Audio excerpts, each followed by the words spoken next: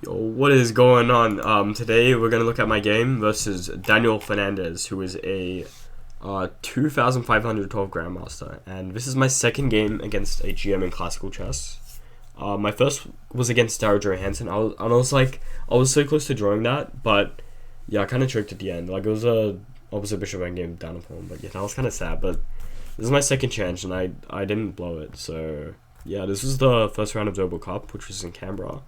Super fun tournament. I didn't have a good result, but I had a lot of fun and I had a good result the next tournament. So yeah, I played d4. It's the best move in my opinion. Knight f6, knight f3, and I was hoping for like g6 or e6. So e6 I could just play like a London or something and be. I'm very confident. Like I know a lot of theory here. G6 I like playing bishop g5, and this is a Tory attack, which is so one of my favorite chess players is Gadakomsky, and he always plays this. So I really like looking at his games and learning like how he plays these positions, because he scores very well in them. But he can, he like freaking puts all my hopes to death.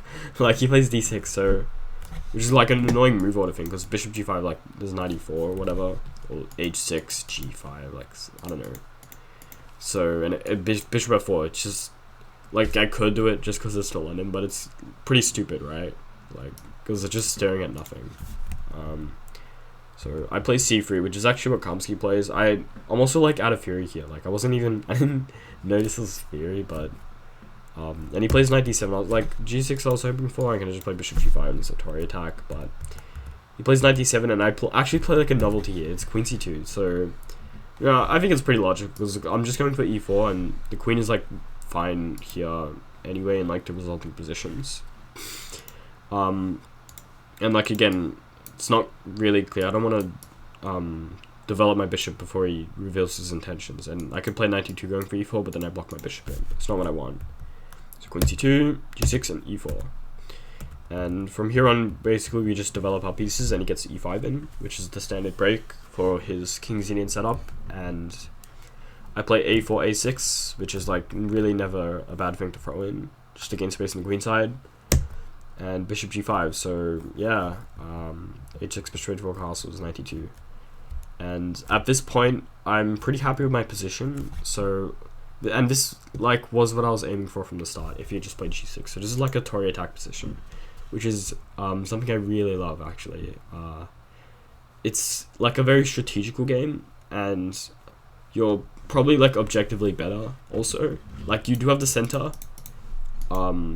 and your pieces are all pretty decent, so of course we have an objective advantage. And like the whole idea also with the Tory is you put the bishop on g5, which puts a lot of pressure on this position, so like on the d8 square, on this diagonal, and the pin, and you want to provoke h6 and then g5, and then once they do that, like they go knight h5 and they think they have an attack, but they've really just weakened their position, and they've weakened their 5 squares, so you can go like knight c4, knight e3, knight f5, and like you normally win the bishop pair, but the weakness of the king and the bishop won't even be like that good. So yeah, I really like this Tory attack position. So he plays queen e8, which is like the most played move, and logical. So you unpin, so you can play like knight h5 and then get f5 in, get some counterplay. I play rook 81, which is really never a bad move. Also just centralization, and you can take it at some point, and the rook will be well placed on the open file. Knight h5, he's going for f5, and actually like here I fought for like 20 minutes, and of course I consider like lots of moves like knight f1, bishop c4 of course, b4 is good also. Knight c4 is what like a grandmaster played in this position, which is, I think is also like I think I would play it today, but I was also like scared of ghosts, so I was scared of like so if I do like nothing, like king h1, he can go g5, g4, and then take here. But like, this is like not good for some reason, because like if I just do this, he can win a pawn. But I like go knight f5, and then something like this, I think. I don't know, maybe this is wrong. But yeah, for some reason this wasn't actually so good, but I did try to like defend against this. So I played bishop c4. So, which my devious idea is g5, g4 takes, I have knight g6. And then I'll win the exchange because it is pin. But, he just plays king h8, and then I still need to move, so I just take, which is not, it's not really something I wanted to do, because now he gets the c5 square for his knight, which was like pretty annoying in the future. So he just takes back, and I play bishop g3, and like, dude, I was also like, I calculated a long while here, like 10 minutes, whatever, and I was calculating so many different moves that I totally missed like what he played, which was a very natural move. So like, looking at this, f5 was like, I was calculating so much here, like, because it's very complex, and it's like, you know, tactical ideas like this, or maybe not this, but yeah, there's always like tactics in these types of like hanging pawns positions, and these are like very complex. But yeah, I was doing so, I didn't even consider knight c5, which is like the most natural move in the world, because it's forcing, because a4 is hanging, and it's just improving the knight. And like, I don't want to play rook a1 obviously, so I play b3, and now like b5 is even stronger, because I can't retreat the bishop. I have to go on this diagonal instead of maintaining on this strong diagonal. So he just takes, and then he plays h5, which is a good idea. He can activate his bishop because it's not really doing anything right now, which is a good diagonal for it. And also h4 later is annoying. He can open the h file and like start an attack on my king.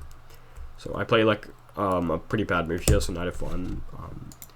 Like the idea is knight e3, but there's too much pressure on e4 for this to be realistic. It also doesn't address like his next move, and the knight is like fine here. Like it can go to c4 later maybe. And like knight f1, like it just doesn't have a future here. And like b5. So actually b5, I was literally, bro, I was calculating bishop d5 here in response, but he just c6, and like I can resign. So that it's like super annoying. Like I have to take and play bishop d3, and he could at least take here and take my bishop, which is pretty annoying. And his rook is active now, and he gives rook a3, knight d2, and he makes like the first mistake here. So this is like the start of his downfall. So like drawing in 2000.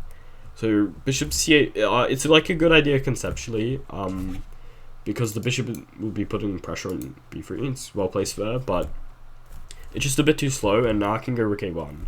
So I'll trade off his rook, and I can get some counterplay now. So I get rook a5.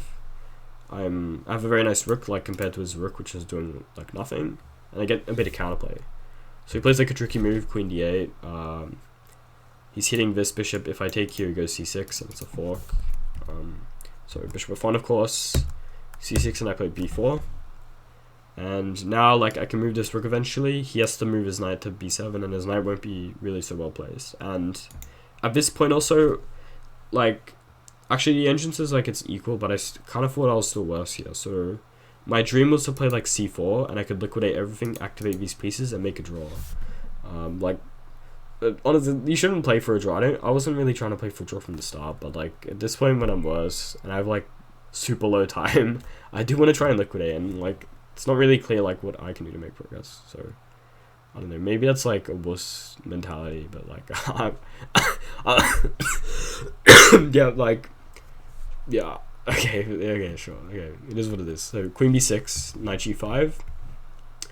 But I have like 2 minutes here, and he's like 25. So honestly, I think this is like super clutch to like not lose the game at this point. He plays knight b7, which is tricky. So if I take, like, you might calculate this, and then this, and then this, and then this. But if I take, he can just take back, and then f2, and the rook is hanging. So we don't want that. So rook a1, bishop g4, which is pretty annoying, actually. And I'm, like, super paranoid here about, like, all sorts of, like, stuff, because I'm super low time, like f5, bishop h6. There's, like, a lot of stuff to consider.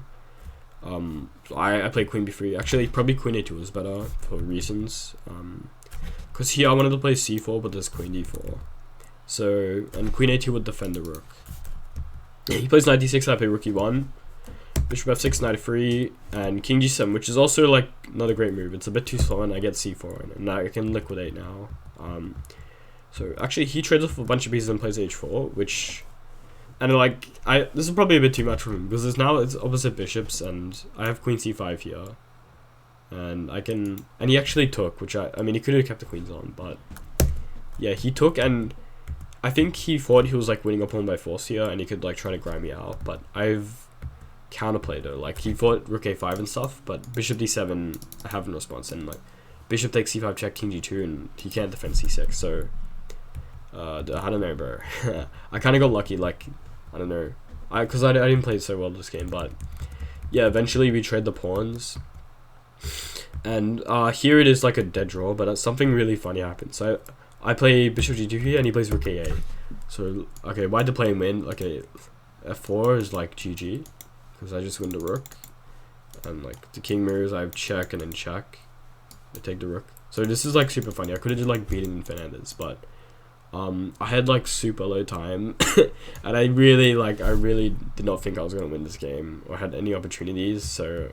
But I did see it like right after, and he was like breathing super heavy like the rest of the game. Like, yeah, so that was kind of funny, but yeah, it's just a draw here, so I managed to draw this, and I played a nice move also at the end. Rook b7, so it's a fork, so he has to take, and then f4, and then I'll just sack my bishop later. So yeah, I'm super happy with this result. Like, I was so happy after drawing this game. And I beat in 1900 in the next round.